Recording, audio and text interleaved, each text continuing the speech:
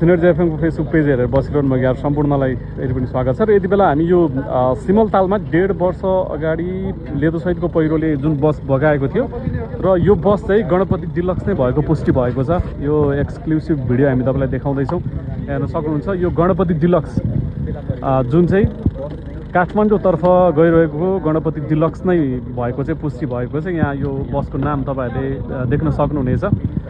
आज तेस्रो दिन यो बस निकाल्ने प्रयास गरेको आज तेस्रो दिन, र तेस्रो दिन आइपुग्दा बस चाहिँ काठमाडौँतर्फ गइरहेको गणपति डिलक्स नै भएको पुष्टि भएको छ। र यो तपाईँले देख्न सक्नुहुनेछ बसको जुन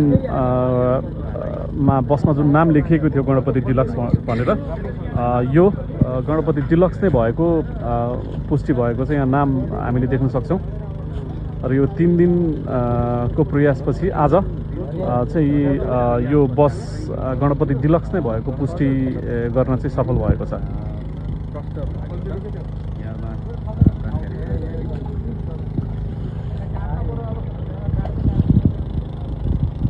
र आज पनि काम भने निरन्तर भइरहेको छ र हामीले भर्खरै मात्रै देखायौँ यो गणपति डिलक्स नै भएको पुष्टि भएको छ। हामी थप अपडेट पक्कै पनि गराउने नै छौँ।